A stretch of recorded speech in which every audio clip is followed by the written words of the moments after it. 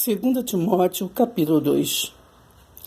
E você, meu filho, torne-se forte com a graça que há em Cristo Jesus, pois você deve ensinar aos outros essas coisas que você e muitos outros me ouviram falar. Ensine estas grandes verdades a homens de confiança que, por seu turno, as transmitirão a outros.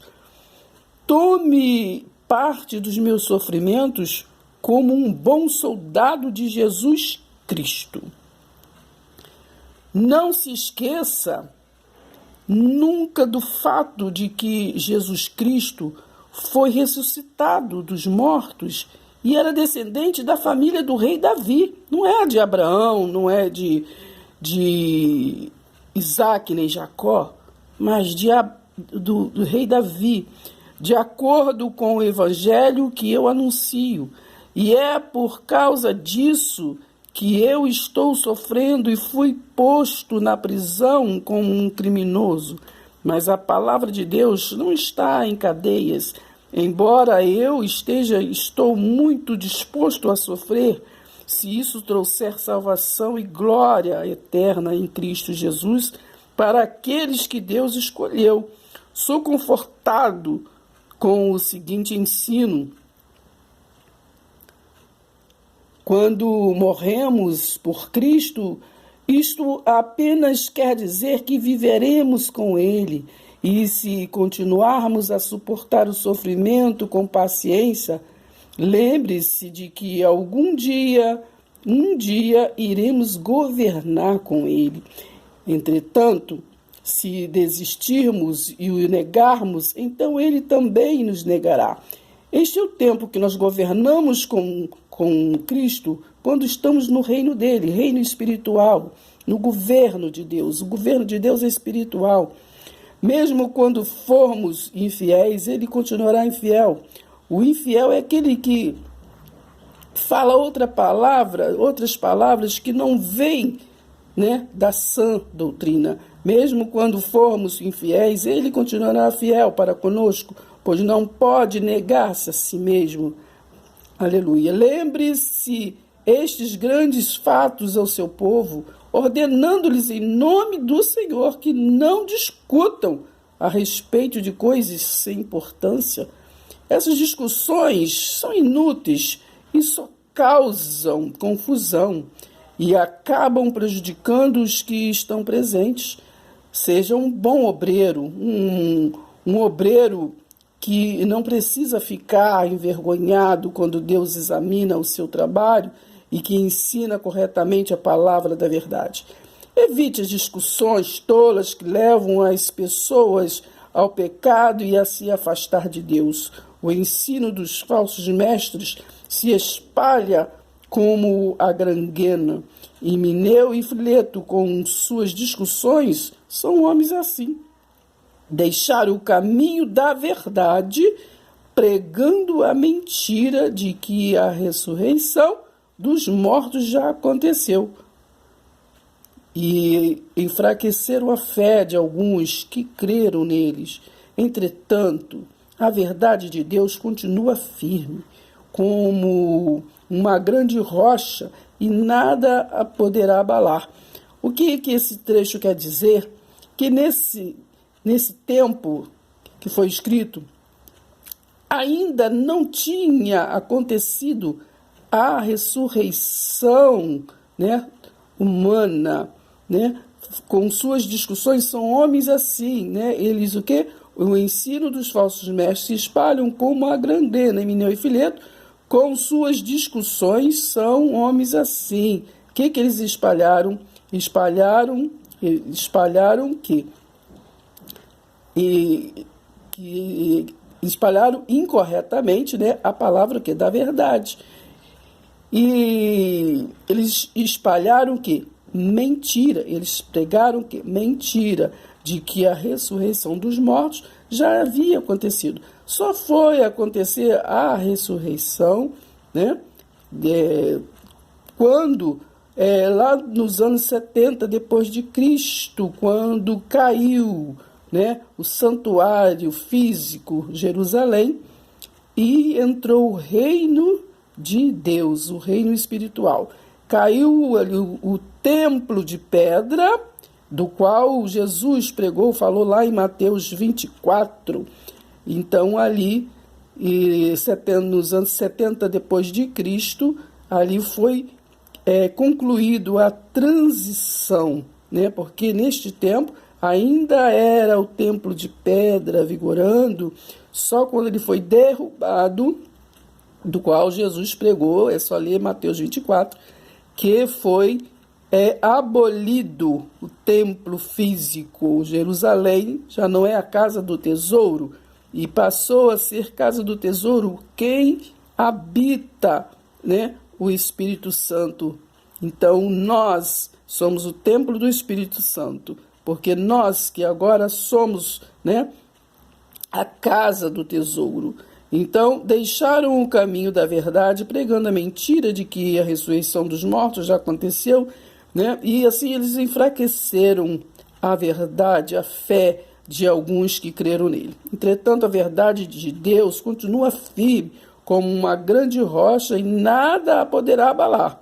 Ela é o alicerce sobre o qual estão escritas as palavras. O Senhor conhece aqueles que realmente são dele, e todo aquele que pertence ao Senhor não deve fazer coisas erradas. Em algumas casas abastadas, há vasilhas feitas de ouro, de prata, bem algumas feitas também de madeira, de barro. As vasilhas baratas são usadas no dia a dia. Se você ficar afastado do pecado, será com uma dessas vasilhas feitas do mais puro ouro. Assim você será um vasilhame, né, especial. Se você ficar afastado do pecado, né, será. As vasilhas caras são usadas para ocasiões especiais e as vasilhas baratas são usadas no dia a dia. Então, se você ficar afastado do pecado, será como uma dessas vasilhas, feitas do mais puro ouro. O melhor da casa, né? De tal maneira que o próprio Cristo poderá usá-la para toda boa obra. Aí sim, o próprio Cristo poderá, né, usar. Fuja dos pensamentos impuros da mocidade e aproxime-se de qualquer coisa que o leve a querer fazer o bem. Tenha fé, amor, né, e paz. E sinta prazer nas companhias, né, daqueles que amam o Senhor e têm coração puro. Eu digo novamente, não se deixe envolver em discussões tolas que só perturbam as pessoas e acabam em brigas. O servo do Senhor não deve ser dado a discussões e brigas. Deve ser amável para com todos e um mestre paciente. Não esqueçam de lerem, né, o livro de Atos, que ali fala o começo da igreja. Mas também não esqueçam que aquele tempo também ainda era o templo de pedra. É o templo, né, do batismo com as águas. É o templo ainda que a história, né, do começo ali da igreja, do aquele povo ainda que não foi descer dos anos 70, e sim a ser o ano 70 de Cristo, né? Antes de Cristo. Então, aqui vamos concluir lendo que seja humilde quando estiver procurando corrigir aqueles que se opõem à verdade, porque se você lhes falar com brandura, né, com brandura e mansidão, é mais provável que eles, com a ajuda de Deus, abandonem suas ideias, né, e creiam na verdade. Porque muitas pessoas cabeça dura, né? Se não é do jeito que eu sei, é do jeito que eu faço, e não aceitam, né? Não tem a mente aberta para novos horizontes. Então, eles cairão em si e escaparão da armadilha da escravidão ao pecado que o diabo utiliza, e assim poderão voltar a fazer a vontade de Deus, né? Então é isso. No versículo, no capítulo 3 de 2 Timóteo, diz assim no 14: mas você deve continuar a crer nas coisas que lhe foram ensinadas, né? Que lhe foram ensinadas. Então, que lhe foram ensinadas. Então, aqui no versículo, vamos ler aqui do 15: você sabe como as Sagradas Escrituras lhe foram ensinadas, quando você ainda era bem o quê?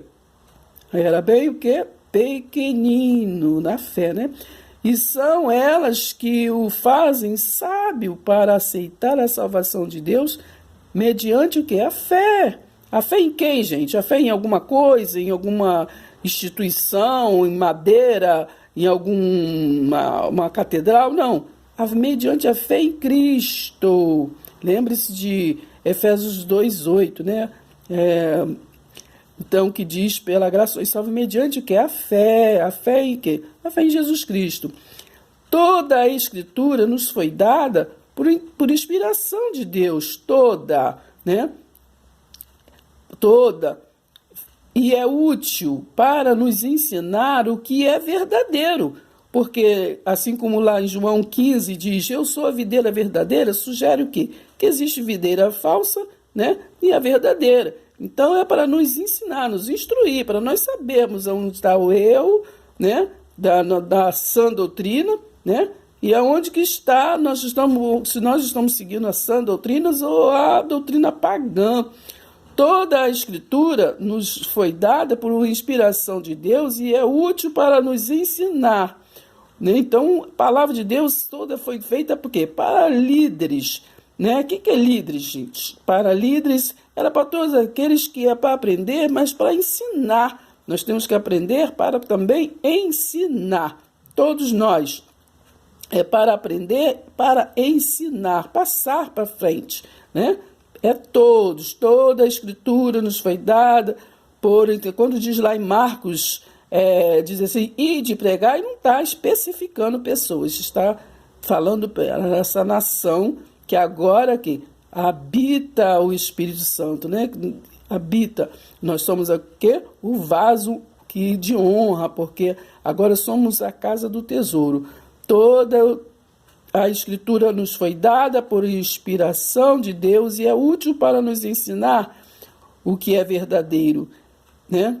E para nos fazer compreender o que está errado em nossas vidas.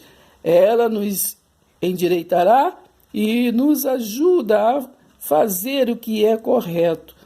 Ela é o meio que Deus utiliza para nos tornar bem preparados em todos os pontos, né, perfeitamente habilitados para toda boa obra.